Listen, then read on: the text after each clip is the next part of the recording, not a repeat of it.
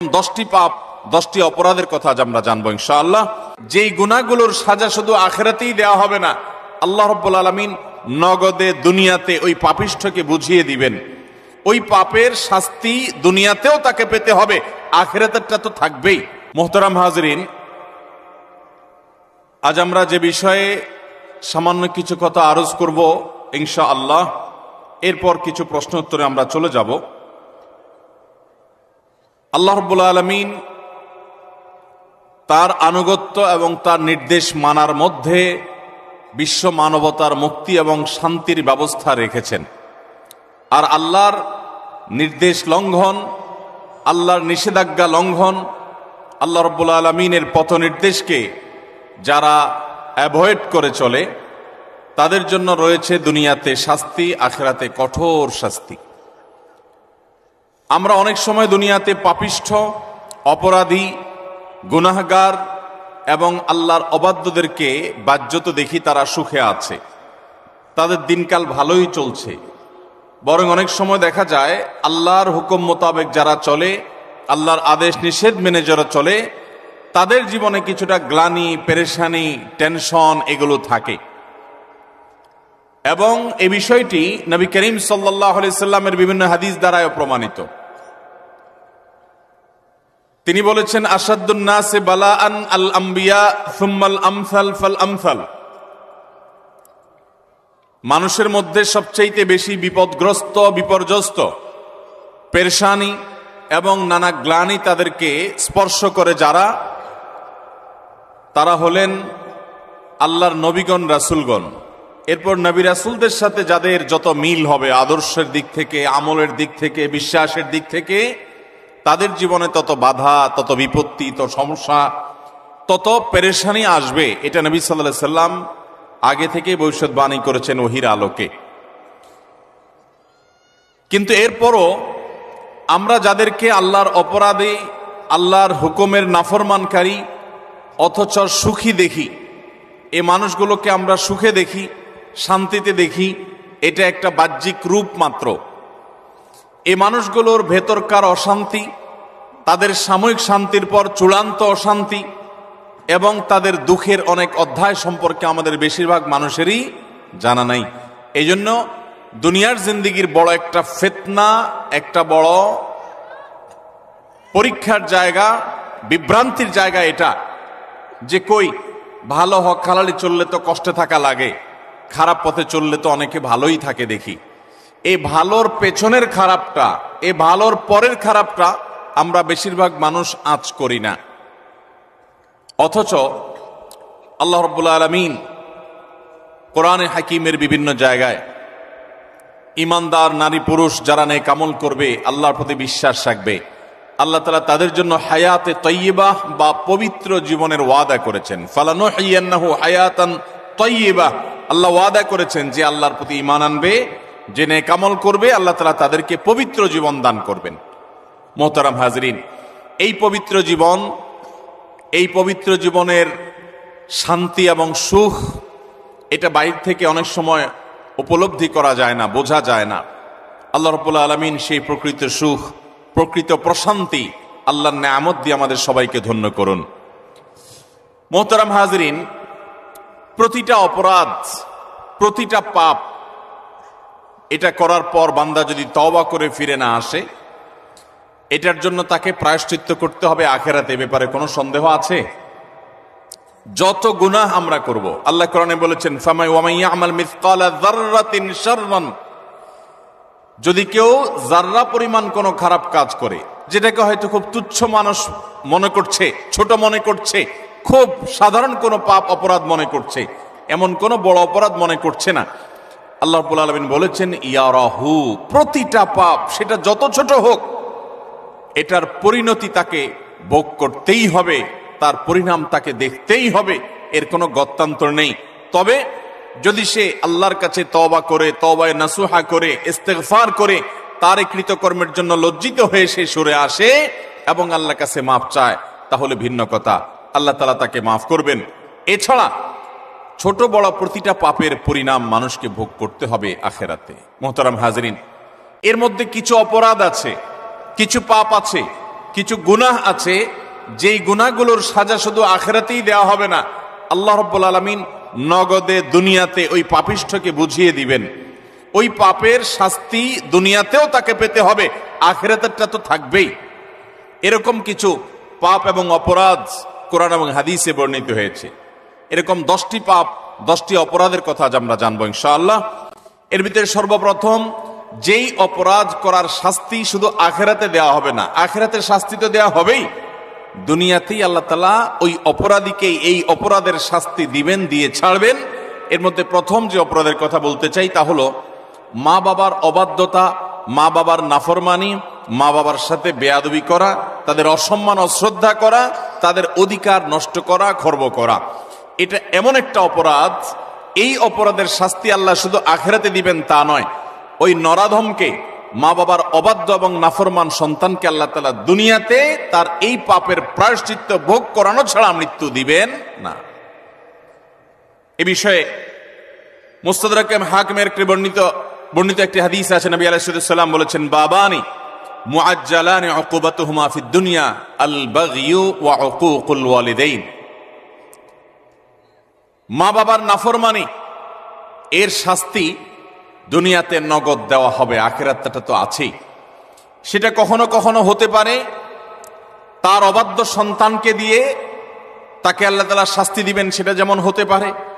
আবার এমনও হতে পারে তার সন্তান নেই কিংবা সন্তানরা অবাধ্য না, আল্লাহ তাআলা তাকে অন্যভাবে অপমান অপদস্থ করে, লাঞ্ছনা দিয়ে, কষ্ট দিয়ে, তার থেকে নেয়ামত ছিনিয়ে নিয়ে কোনো না কোনো ভাবে আল্লাহ তাআলা তাকে শাস্তি দিবেনই দিবেন। তবে হ্যাঁ, যেই কোনো অপরাধের পর যদি কোনো মানুষ আল্লাহর কাছে তওবায়ে নাসুহা করে, খাঁটি অন্তরে তওবা করে, লজ্জিত হয়, মাফ চায়, ফিরে আসে, তার কথা ভিন্ন, আল্লাহ তাআলা তাকে মাফ করবেন। কারোর যদি বাবা মা দুনিয়াতে বেঁচে থাকেন আর বাবা মার প্রতি তার কখনো অশ্রদ্ধা হয়, অসম্মান হয়, বেয়াদবি হয়, তাহলে সেটার প্রায়শ্চিত্ত হলো বাবা মার কাছে মাফ চাওয়া, চোখের পানি ফেলে দিয়ে। যতক্ষণ পর্যন্ত অন্তর থেকে তারা ক্লিয়ারেন্স না দিবেন যে ঠিক আছে তোমার ব্যাপারে আর কোনো দুঃখ আমার অন্তরে নেই, ততক্ষণ পর্যন্ত মা বাবার কাছে ক্ষমা চাইতে থাকা, এটা হলো এই অপরাধের তওবা। এখানে শুধু মুখে আস্তাগফিরুল্লাহ বললে কখনো তওবা হবে না, বরং মা বাবার কাছে মাপ চাইতে হবে।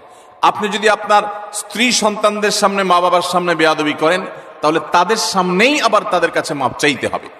আপনি যদি কারোর সামনে বাবা মাকে অসম্মান করে থাকেন, তাদের কোনো নির্দেশ লঙ্ঘন করে থাকেন, তাচ্ছিল্য প্রদর্শন করে থাকেন, ওই মানুষগুলোর সামনেই আবার আপনাকে প্রায়শ্চিত্ত করতে হবে। এটি হলো মা বাবার কাছে ক্ষমা চাওয়ার পদ্ধতি। আর যারা হতভাগাদের কাতারে পড়ে গেছেন, মা বাবার দুজনেই অথবা দুজনের কোনো একজনকে হারিয়ে ফেলেছেন, এখনো পর্যন্ত তাদের সাথে কৃত অপরাধ এবং জুলুম, অবিচার, যেটা আল্লাহ তাআলা সহ্য করবেন না, সে অপরাধের প্রায়শ্চিত্ত আপনি করতে পারেন নাই, দুনিয়া থেকে চলে গেছেন, তারা কিভাবে প্রায়শ্চিত্ত করবেন? তাদের প্রায়শ্চিত্তের কয়েকটা ধাপ আছে। নাম্বার 1, তারা মা বাবার হয়ে আল্লাহর কাছে অনেক বেশি ইস্তেগফার এবং চোখের পানি ফেলবেন। আল্লাহ, আমার বাবাকে, আমার মাকে আপনি মাফ করে দিন। নামাজ পড়ে পড়ে ভোর রাতে তাহাজ্জুদের সময়, জুমার দিন মাগরিবের আগে, আসরের পরে সূর্যাস্ত যাওয়ার সময়, গুরুত্বপূর্ণ দোয়া কবুলের কিছু সময় আছে, এই সময়গুলোতে হাত তুলে আল্লাহর কাছে চোখের পানি ফেলে মাপ চাইবেন। আল্লাহ, আমার বাবার প্রতি আমি অনেক অনেক অবিচার করেছি, আমার মায়ের প্রতি আমি অনেক অশ্রদ্ধা প্রদর্শন করেছি, যেটা আমার করা উচিত হয়। আল্লাহ তাআলা কোরআনে কারিমে তার ইবাদতের নির্দেশের পরেই যার কথা বলেছেন তিনি হলেন মা বাবা। রিদার রব্বি ফি রিদাল ওয়ালিদাইন ওয়া সাখাতুর রব্বি ফি সাখাতিল ওয়ালিদাইন। নবীজি সাল্লাল্লাহু আলাইহি সাল্লাম বলেছেন, কারোর মা বাবা যদি তার উপরে সন্তুষ্ট থাকে তো আল্লাহ তার উপরে সন্তুষ্ট, আর মা বাবা যদি অসন্তুষ্ট তো আল্লাহ তার উপর অসন্তুষ্ট। মা বাবা হলো মানুষের জান্নাতের দুয়ার, এটাকে ঠিক রাখলে মানুষের জন্য জান্নাতের পথ সুগম হয়। মোহতারাম হাজরিন, এই জন্য কোনো ইমানদার যদি তার মা বাবাকে হারিয়ে ফেলেন, দুজনের কোনো একজন চলে যান, এটা বড় দুর্ভাগ্যের কথা যে জীবদ্দশায় মাপ চাওয়া হয় নাই।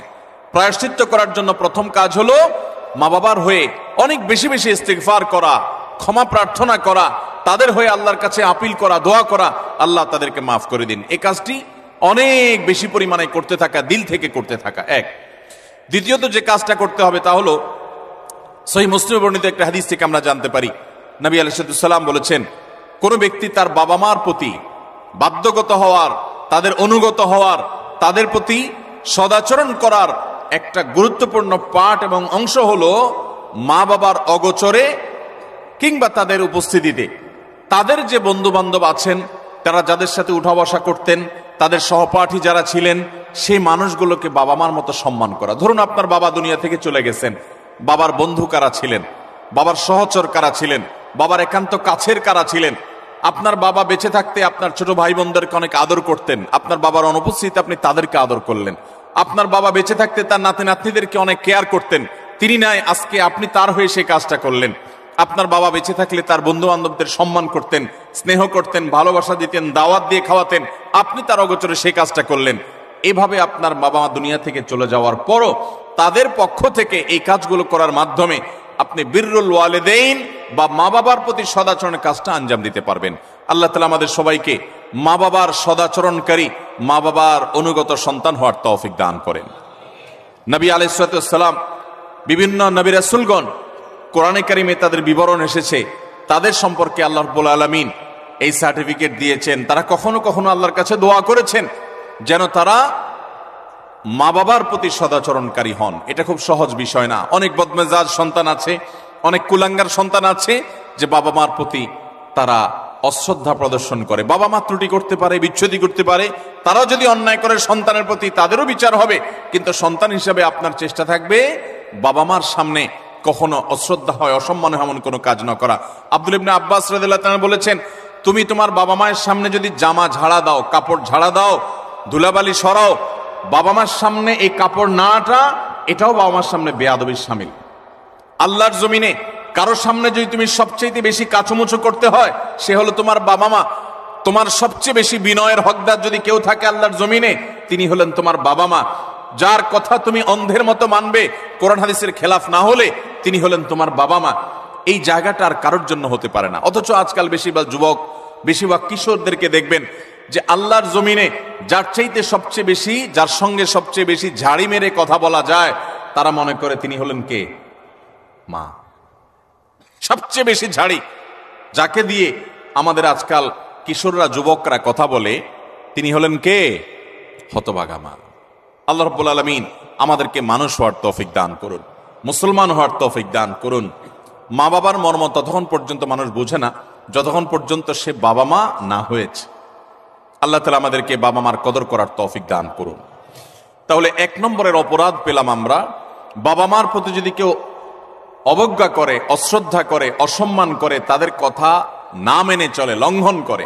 হ্যাঁ, তারা কোনো অন্যায় কথা বললে সেটা মানা যাবে না, ন্যায়সঙ্গত কথা বললে সেটা মানতে হবে।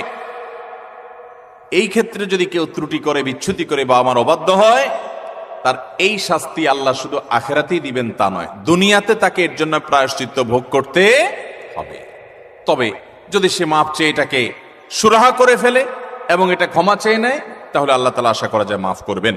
নাম্বার 2, কারোর প্রতি জুলুম, কারোর প্রতি অবিচার, গায়ের জোর খাটানো, মাস্তানি গুন্ডামি করা, প্রভাব প্রতিপত্তি দেখানো, যে কাউকে দুর্বল পেয়ে তার উপরে চড়াও হওয়া, কাউকে ঠকিয়ে নিজের কাজ সিদ্ধ করা, এই মানুষের প্রতি জুলুম, অবিচার, এটার শাস্তি আল্লাহ তাআলা দুনিয়াতে দেন।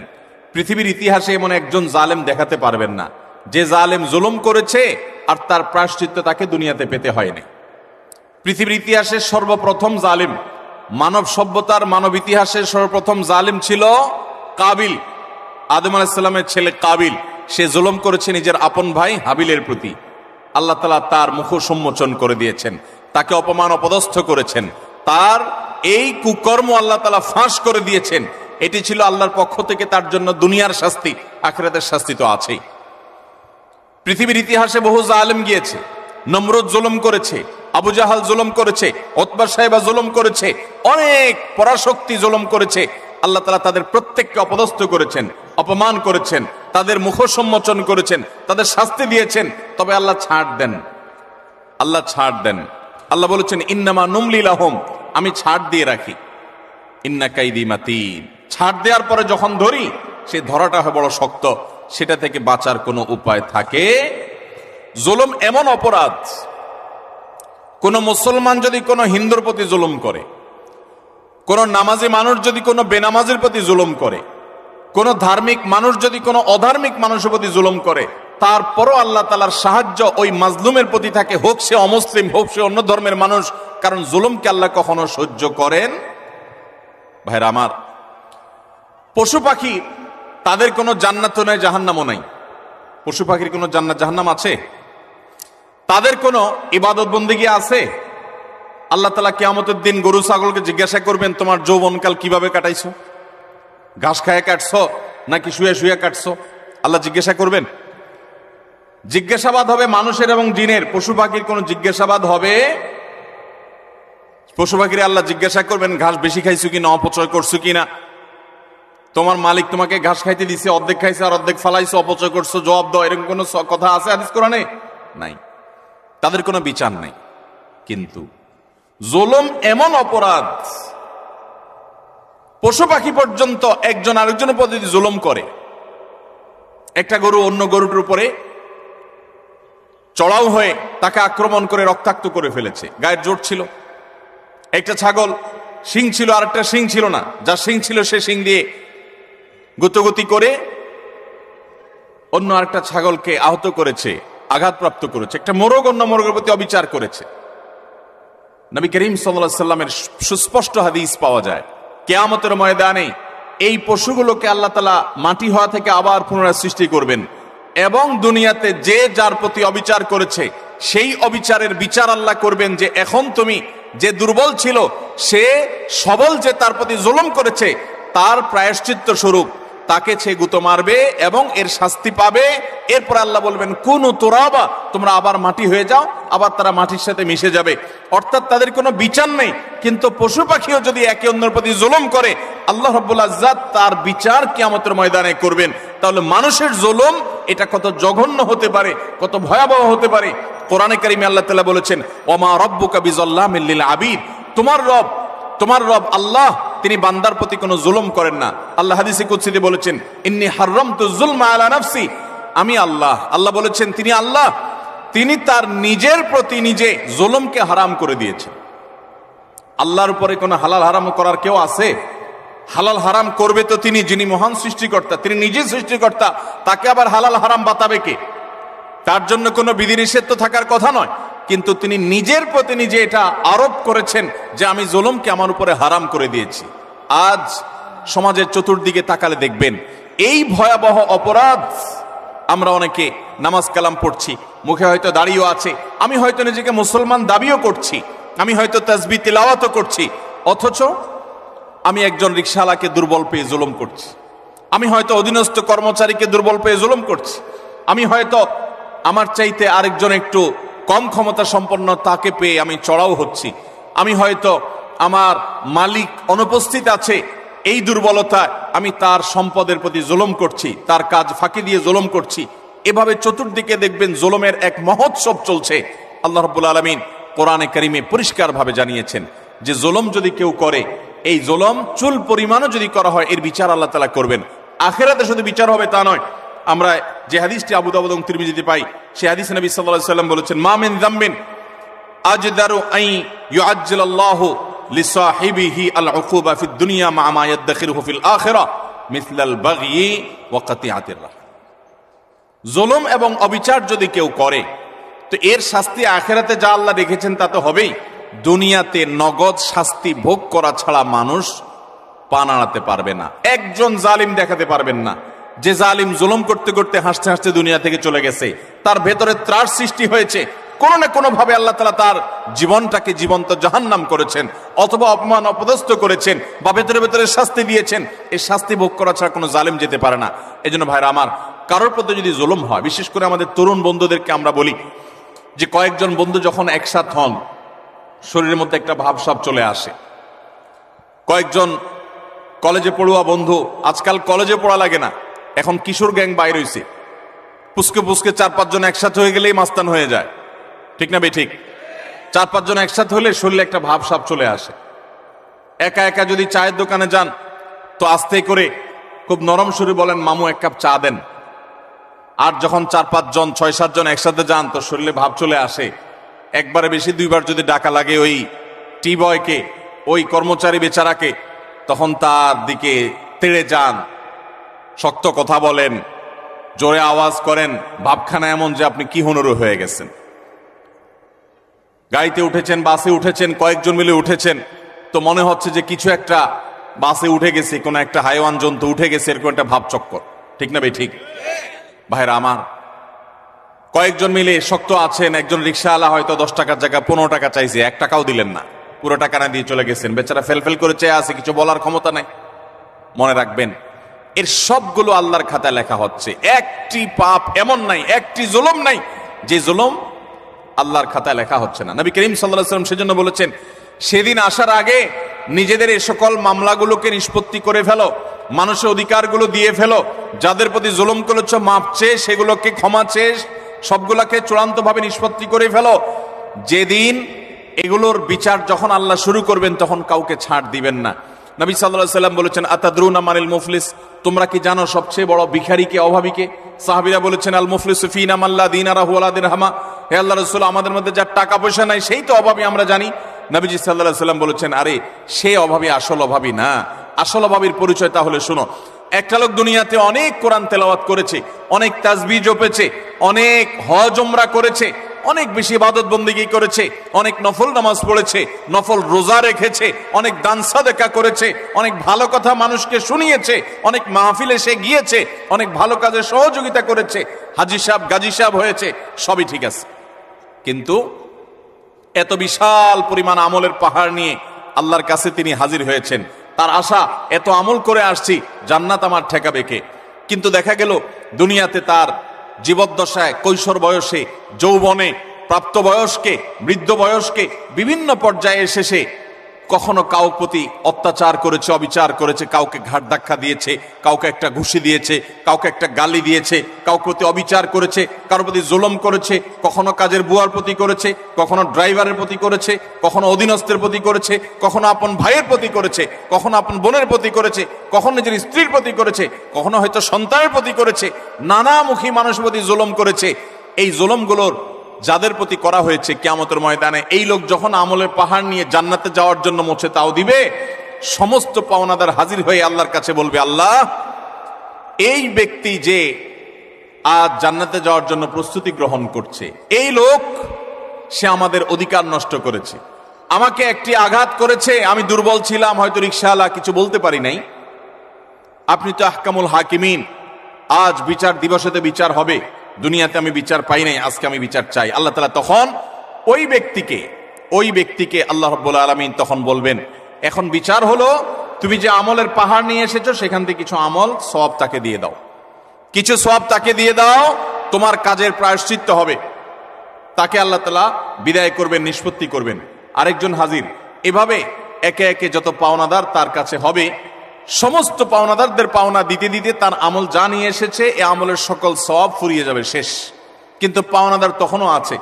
এবার পাওনাদারদের পাওনা নিষ্পত্তি করবার জন্য আল্লাহ তাআলা পাওনাদারদের পাপের বোঝা তার মাথায় একটু একটু করে, তার অপরাধের অনুপাত হারে আল্লাহ তাআলা দিতে দিতে পাপের বোঝা মাথায় নিয়ে, আমল তো সওয়াব তো এর আগেই শেষ পাওনাদারকে দিয়ে, এবার পাওনাদারদের পাপে সে জাহান্নামে নিক্ষিপ্ত হবে।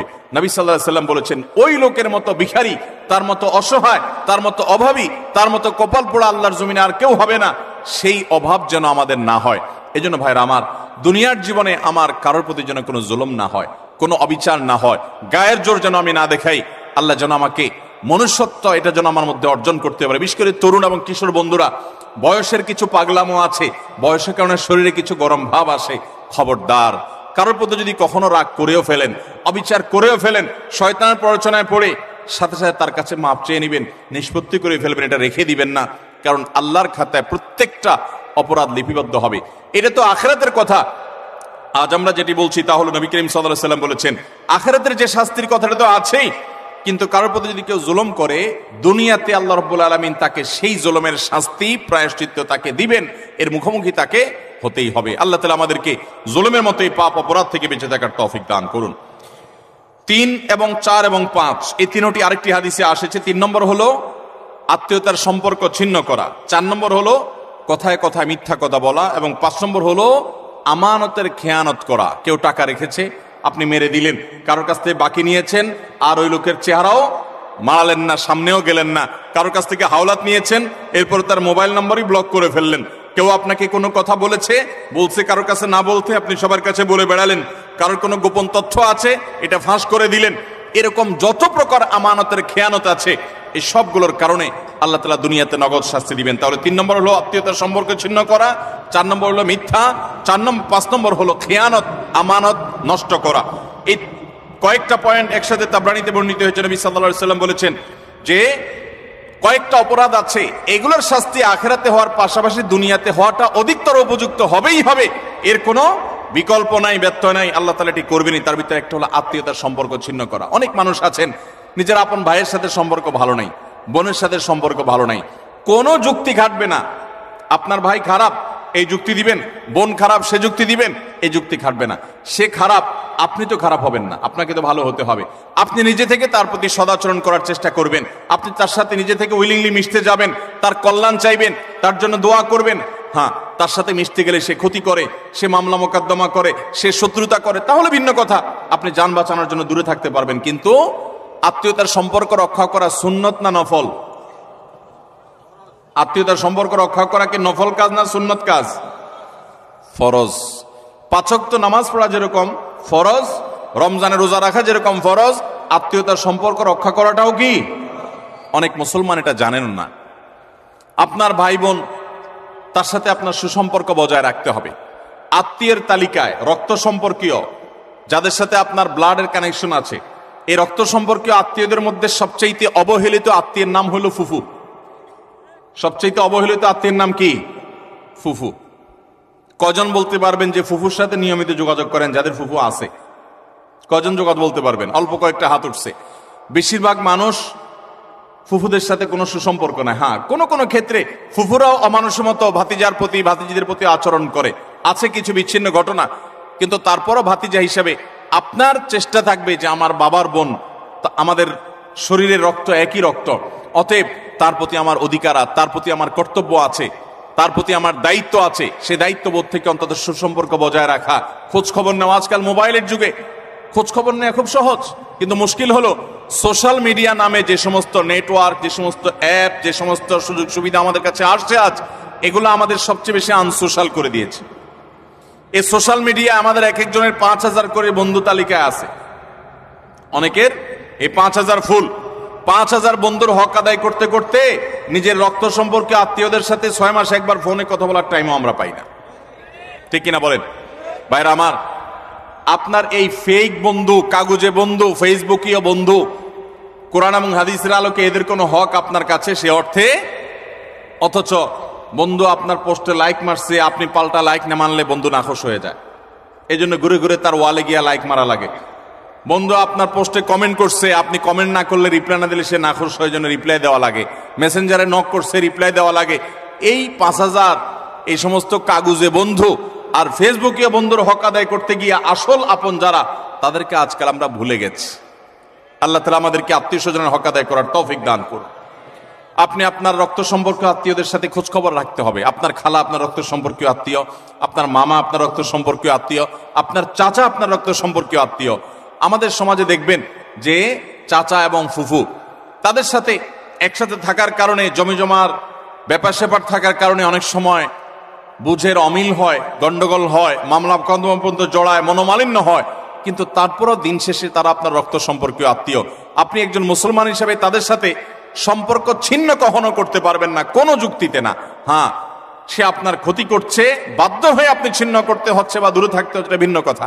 এছাড়া অন্য কোনো যুক্তিতে আপনি আত্মীয়তার সম্পর্ক ছিন্ন করতে পারবেন না। অনেক লোক বলে আমার আত্মীয়, সে তো আমার খোঁজ খবর নেয় না, আমি একা নেওয়া লাগে। হ্যাঁ, আপনি একা নিবেন, আপনি আল্লাহর কাছে সওয়াব পাবেন। সে নিচ্ছে না, সে দায়ী হবে, অপরাধী হবে। সে নিচ্ছে না, এই যুক্তিতে আপনি তাকে ছিন্ন করার অধিকার। আল্লাহ তাআলা আমাদেরকে আত্মীয়তার সম্পর্ক রক্ষা করার তৌফিক দান করুক। চাচা এবং ফুফুদের খোঁজ খবর নেব তো ইনশাআল্লাহ? চাচা তো ভাই, ফুফাতো ভাই বোন, তাদের খোঁজ খবর নেব তো ইনশাআল্লাহ? এগুলো তো অনেক পরের কথা।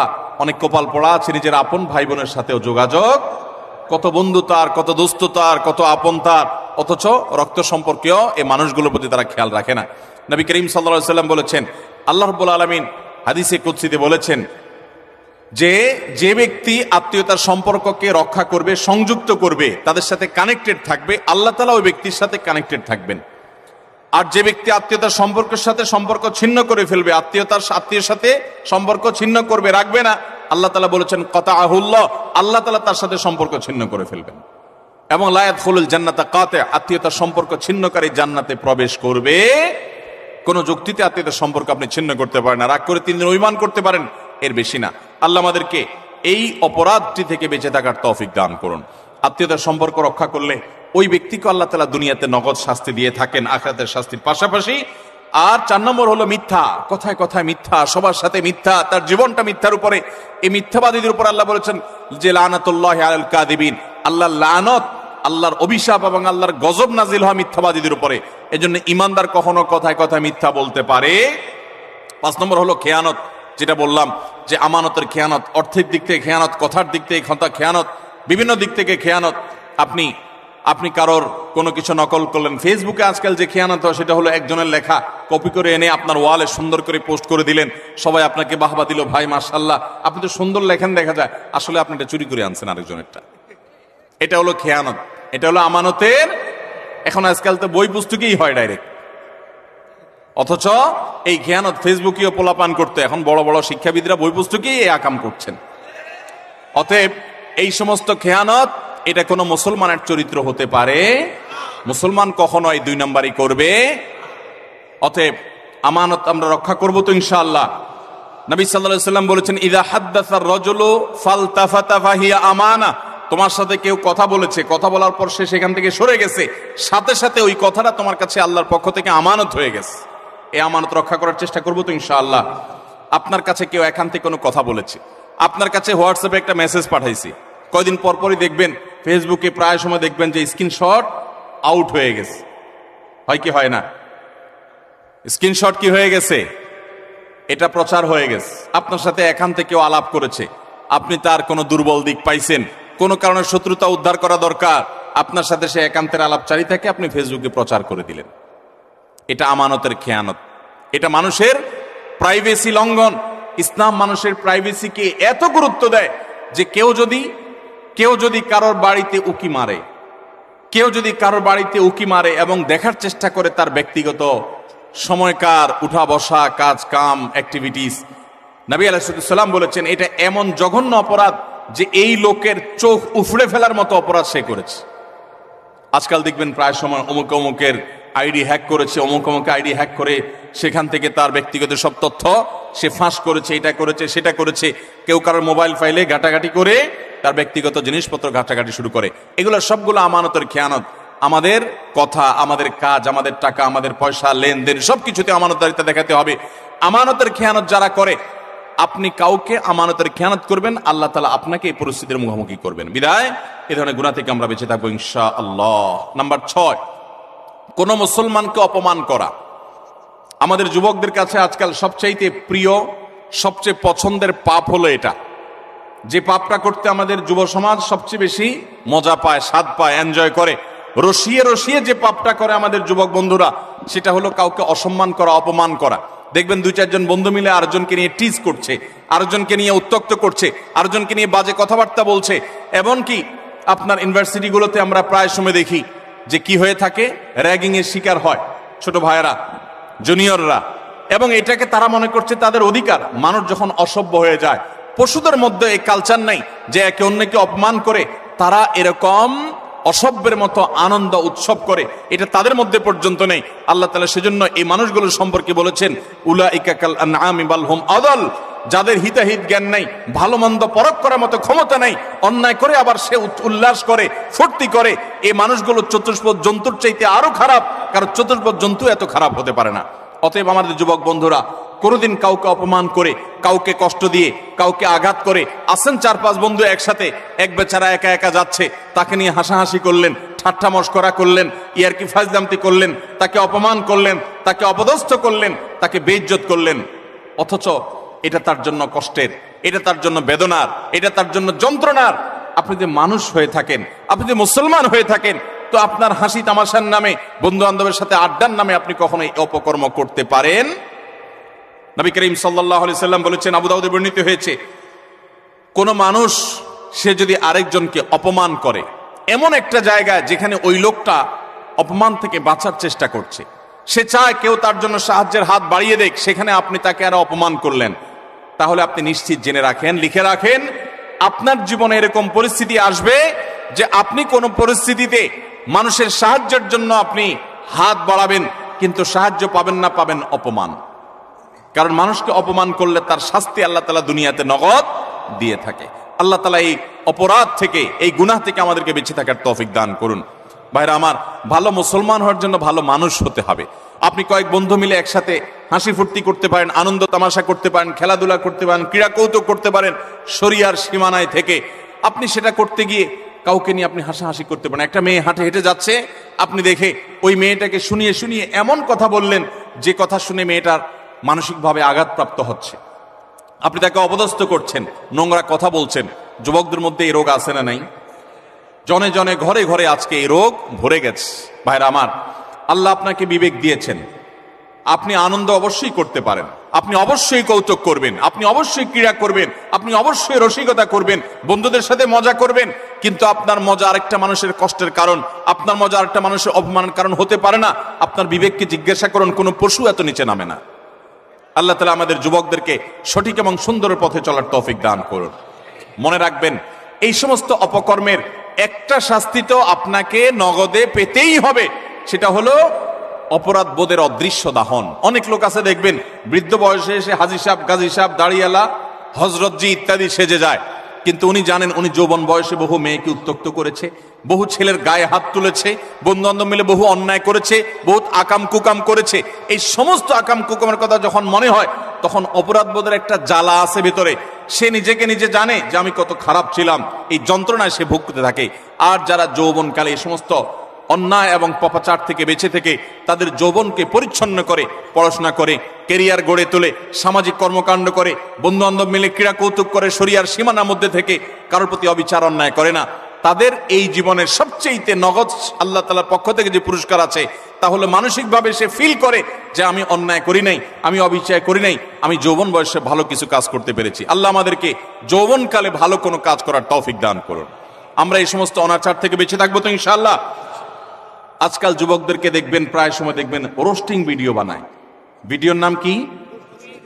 Roasting video. রোস্টিং ভিডিও মানে কি? একজনকে রোস্ট করে। এতদিন আমরা শুনছি মুরগি রোস্ট করে, এখন পোলাপান কি রোস্ট করে? মানুষ রোস্ট করে। একটা মানুষের হয়তো কোনো ভুল হয়েছে, তার ভুল হলে অবশ্যই তার সমালোচনা হতে পারে, যৌক্তিক সমালোচনা হতে পারে, ভুল সংশোধন হতে পারে, ভুল শুধরানো হতে পারে, কিন্তু ভিডিও বানায়া তার চরিত্র হনন, তার ব্যক্তিগত বিষয় এসে তুলে এনে তাকে একেবারে মুরগিরে যেরকম রোস্ট করে, তার গোষ্ঠী উদ্ধার করার নাম হলো রোস্টিং ভিডিও। আমরা কোন সভ্যতায় বসবাস করছি? যুবকদের কাছে এই জিনিসগুলো খুব এনজয় করার মতো বিষয়, সেগুলো দেখে আমরা অনেকে খুব হাসি, আমরা খুব আনন্দ পাই, খুব মজা পাই। আমাদের রুচি নষ্ট হয়ে গেছে। ভাইরা আমার, একজন মানুষ আরেকজন মানুষকে নিয়ে চরম অপমানকর কোনো কাজ কখনো করা, এটা কখনো সভ্য মানুষের কাজ হতে, এটা কখনো মুসলমানের কাজ হতে পারে? আল্লাহ তাআলা আমাকে আপনাকে এরকম সচেতন দায়িত্বশীল মুসলমান হওয়ার তৌফিক দান করুন। আমরা কোনো মানুষকে অপমান করব, আমরা কোনো মানুষকে কষ্ট দেব? আজ অনেক যুবক আছে বাবার বয়সী একজন মানুষের সাথে পর্যন্ত বেয়াদবের মতো আচরণ করে। রিক্সাওয়ালা হতে পারে, তিনি রিক্সা চালক, কিন্তু আপনার বাবার বয়সী, আপনার বড় ভাইয়ের বয়সী, আপনার চাইতে অন্তত আলটিমেট কমপক্ষে বড়, অ্যাটলিস্ট আপনার চাইতে সে সিনিয়র, কিন্তু দেখা যায় তার সাথে পর্যন্ত তুচ্ছ তাচ্ছিল্য করে, তুই তোকারি করে, যা তা বলে আমাদের যুবকরা আজকাল, অনেকে, আমি সবার কথা বলছি, অনেক যুবকরা আজকাল এমন আচরণ করে। আল্লাহ রাব্বুল আলামিন এই সমস্ত উদ্ভ্রান্তের জীবন, এই সমস্ত উচ্ছৃঙ্খলতার জীবন পরিহার করে আমাদেরকে সুন্দর জীবন যাপন করার তৌফিক দান করুন। ভাইরা আমার, একটা সুস্থ বিবেক অনেক বড় নেয়ামত, যে বিবেকের রাডারে ধরা পড়বে যে এটা অন্যায়, এটা ন্যায়। আমার কোনো বন্ধু একটা অপকর্ম করছে, আমি বুঝতে পারলাম আমার রাডারে ধরা পড়েছে এটা অন্যায়, আমি প্রতিবাদ করব, ওই বন্ধুকে প্রয়োজনে ত্যাগ করব, আমি একজন ভালো বন্ধু গ্রহণ করব। চেষ্টা করা যাবে না ইনশাআল্লাহ? যৌবনকাল বারবার আসবে না ভাইরা। যৌবনের যে পাগলামি, যৌবনের যে উচ্ছলতা, যৌবনের যে উন্মাদনা, আল্লাহর শপথ করে বলছি, এটা চিরকাল থাকবে? থাকবে না, এটা চলে যাবে। কি করেছেন সে জিনিসটা কিন্তু ঠিকই থেকে যাবে। আপনার কর্মটা ঠিকই থেকে যাবে। যৌবনের এই সময়টা চলে যাবে, কিন্তু যৌবনকালে যা যা করেছেন এই সবগুলো আপনার আমল নামা যেমন লেখা থাকবে, আপনার স্মৃতিতেও থাকবে। আমল নামার কারণে আপনার আখিরাতে শাস্তি হবে, আর স্মৃতিতে থাকার কারণে আপনার পরবর্তী বয়সে আপনাকে অপরাধ বোধের অদৃশ্য দাহনে আপনাকে জ্বালাতে থাকবে, অস্থিরতা আপনার মধ্যে কাজ করতে থাকবে। অতএব যৌবনকালে এবং যে কোনো বয়সে আমরা কোনো মানুষকে অপমান অপদস্থ করব। কোনো মানুষ বিপদে পড়েছে, হয়ে গেছে তার দ্বারা একটা কোনো সমস্যা, আপনি চান্স পেয়ে এবার তার 14 গোষ্ঠী উদ্ধার করা শুরু করলেন না ভাই, এই সময় হাত বাড়িয়ে দেন, পারলে তাকে সাহায্য করেন। আল্লাহ রাব্বুল আলামিন আপনার কোনো বিপদে এরকম মানুষ দিয়ে দিবেন যে মানুষ আপনার হাত ধরে আপনাকে উদ্ধার করবে। চেষ্টা করবো না ইনশাআল্লাহ? তাহলে 6 নম্বর অপরাধ এটি যে কোনো মানুষকে অপমান করলে, কোনো মুসলমানকে অপমান করলে তার শাস্তি আল্লাহ রাব্বুল আলামিন দুনিয়াতে দেন। এবং যে ব্যক্তি কোনো বিপদে পড়া মানুষকে, যার দরকার সাহায্য, সে সাহায্যের জন্য হাহাকার করছে, ওই টাইমে তাকে আরো আঘাত করে, আরো আক্রমণ করে, তার রোস্টিং ভিডিও বানায়, তার চরিত্র হনন করে, তাকে অপমান অপদস্থ করে, এই ব্যক্তি তার যখন জীবনে এরকম পরিস্থিতিতে পড়বে, আল্লাহ তাআলা ঠিক একইভাবে অন্য আরেক পাপিষ্ঠকে দিয়ে আল্লাহ তাআলা তাকে সাইজ করবেন। বিদায় বেঁচে থাকবো তো ইনশাআল্লাহ। নাম্বার 7, মানুষকে দেখানোর জন্য কোনো ভালো কাজ করলে, এখন ফেসবুকের সময়, এমন কোনো ভালো কাজ পাওয়া কঠিন হবে যেটা আমরা ফেসবুকে দেই না। আমরা আমাদের আসুন্নাহ ফাউন্ডেশনের বিভিন্ন ভালো কাজ কার্যক্রম ফেসবুকে দেই, সেটা হলো জবাবদিহিতা। ডোনাররা যে ডোনেশন করেন তাদের টাকা কোথায় খরচ হচ্ছে, সেটা কিভাবে খরচ হচ্ছে, সেটা তাদেরকে জানানোর জন্য। ব্যক্তিগত দান, ব্যক্তিগত ভালো কাজ, এটাকে একজন ইমানদার যথাসম্ভব লুকাবার চেষ্টা করবে। হ্যাঁ, অন্যকে উৎসাহিত করবার জন্য দান কখনো প্রকাশ্যও দেওয়া যেতে পারে, সেটা প্রশংসনীয় হতে পারে। কিন্তু আজকাল দেখবেন যে যুবকদের দোষ দিয়ে লাভ কি?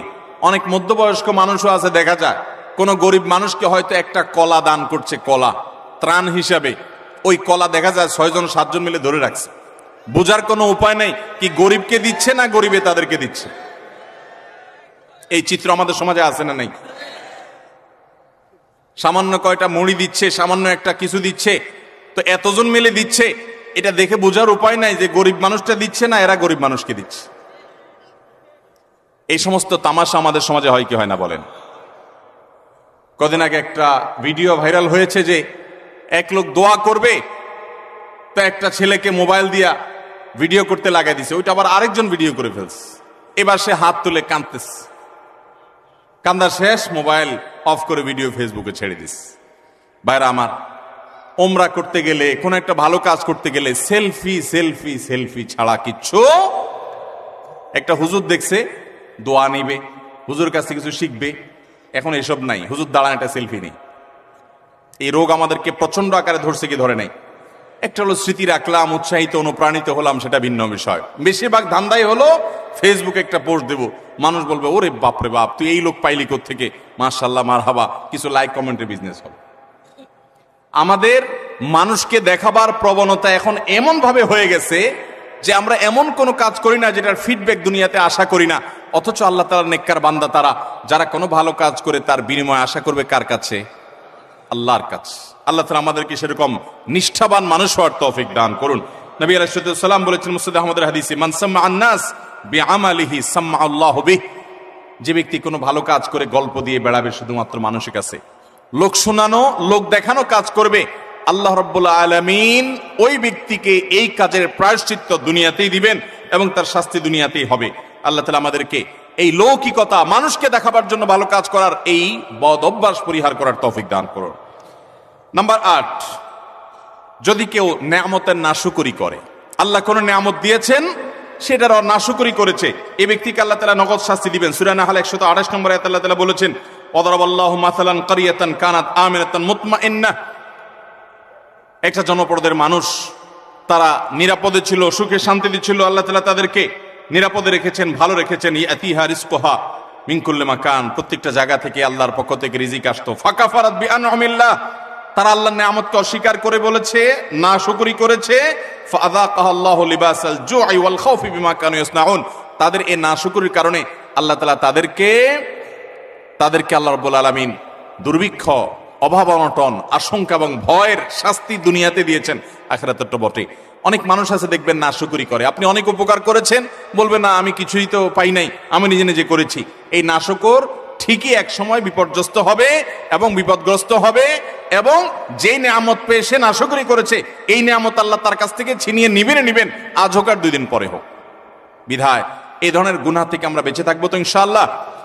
অনেক মানুষ আছে দেখবেন আল্লাহর শুকর খুব আদায় করে, মানুষের শুকর আদায় করে না, আছে না নাই?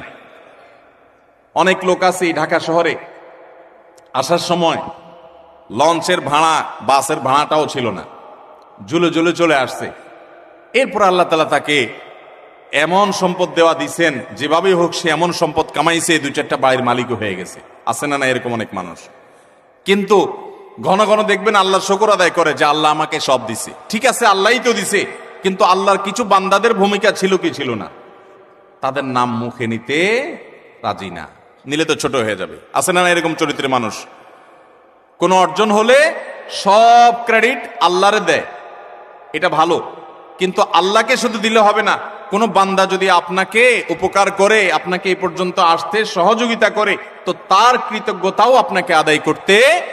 নবী আলাইহিস সালাম বলেছেন, মাল্লাম ইয়াশকুরিন নাস লাম ইয়াশকুরিল্লাহ, যে মানুষের কৃতজ্ঞতা আদায় করে না, অকৃতজ্ঞ হয়, সে আল্লাহর প্রতি অকৃতজ্ঞ, সে আল্লাহর কৃতজ্ঞতা আদায় করার কোনো মূল্য হতে।